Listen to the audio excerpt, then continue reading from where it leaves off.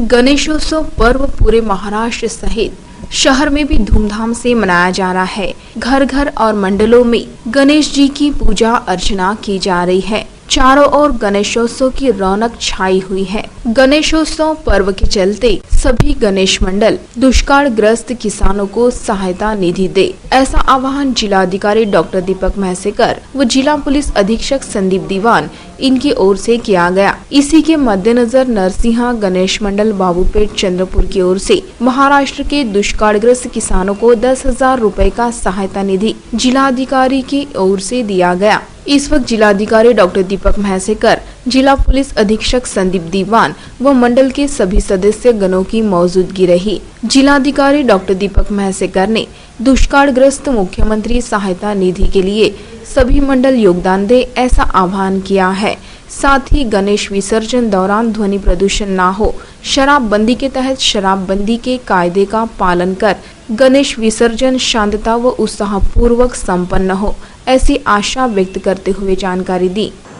दुष्काळग्रस्त शेतकऱ्यांसाठी सर्व गणेश मंडळांनी मदत निधी द्यावा असं आवाहन माझ्यामार्फत आणि जिल्हा पोलीस अधीक्षकांमार्फतही करण्यात आलं होतं। त्याला प्रतिसाद देऊन आज नरसिंह बाल गणेश मंडळ बाबूपेठ चंद्रपूर यांनी 10,000चा निधी मुख्यमंत्री सहायता निधीस दिलेला आहे। माझी बाकी सर्व गणेश मंडळांना ही आग्रहाची विनंती आहे की त्यांनी सुद्धा अवास्तव खर्च टाळून ह्या मुख्यमंत्री सहायता निधीसाठी, दुष्काळग्रस्त मुख्यमंत्री सहायता निधीसाठी त्यांनी आपलं योगदान द्यावं। त्याचबरोबर मी सर्व गणेश मंडळांना ही विनंती करतो की विसर्जनाच्या मिरवणुकीमध्ये त्यांनी DJ वापरणं टाळावं। DJनी होणारं ध्वनी प्रदूषण टाळण्यासाठी DJचा वापर त्यांनी करू नये। त्याचबरोबर जिल्ह्यामध्ये दारूबंदी असल्यामुळे दारू पिऊन कोणी तिथे या मिरवणुकीमध्ये सामील होणार नाही याची गणेश मंडळाच्या पदाधिकाऱ्यांनी काळजी घ्यावी। पोलिसांमार्फत ब्रेथ ॲनालायझर मार्फत वेळोवेळी चेकअप सुद्धा केलं जाईल आणि जर का दारूबंदी कायद्याचं उल्लंघन केलेलं आढळलं तर त्यांच्या विरुद्ध कार्यवाही केली जाईल। अत्यंत चांगल्या आणि शांत पद्धतीने आतापर्यंत आपण सर्वांनी गणेश उत्सव साजरा केलेला आहे। त्याच पद्धतीने आपण गणेश विसर्जनापर्यंत शांतता ठेवू आणि विसर्जनही तसंच शांततेत पार पडेल याची मला अपेक्षा आणि आशा है। साथ ही इस वक्त जिला पुलिस अधीक्षक संदीप दीवान ने भी सभी गणेश मंडलों को दुष्कालग्रस्त मुख्यमंत्री सहायता निधि देने का आह्वान करते हुए शांतता, प्रदूषण मुक्त व उत्साहपूर्वक गणेशोत्सव मनाने की विनंती की। यंदा दुष्काळाच्या परिस्थितीमध्ये आपल्या गणेश मंडळाच्या खर्चाच्या बजेटमध्ये काही कटौती करून गणेश मंडळांनी मुख्यमंत्री सहायता निधीला दुष्काळग्रस्ताच्या मदतीसाठी निधी द्यावा असे आपण आवाहन केले होते।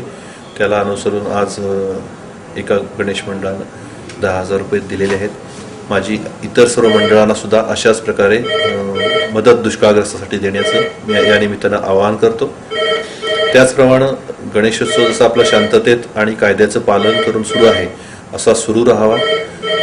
गणेशोत्सवाच्या विसर्जन मिरवणुकीमध्ये DJ ध्वनीची जी मर्यादा आहे ती सायलेंट झोनमध्ये 40 dB, रेसिडेन्शियल झोनमध्ये 55 dB आणि इंडस्ट्रियल झोनमध्ये 75 dB आहे। त्याचं पालन कटाक्षानं होईल याच्याकडे सर्वांनी खात्री बाळगावी।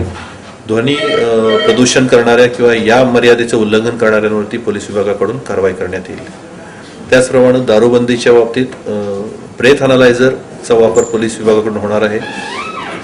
जो कोणी दारू पिऊन येईल, विसर्जन मिरवणुकीत असो, मंडळात असो, त्याच्यावरती कायदेशीर कारवाई होईल।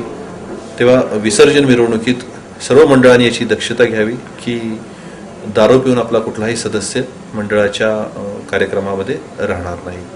माझी सर्व चंद्रपूरवासियांना गणेशोत्सवाच्या हार्दिक शुभेच्छा। प्रदूषणमुक्त आणि उल्हासित वातावरणानं गणेशोत्सव साजरा करावा अशी मी या निमित्तानं आपणा सर्वांना विनंती करतो।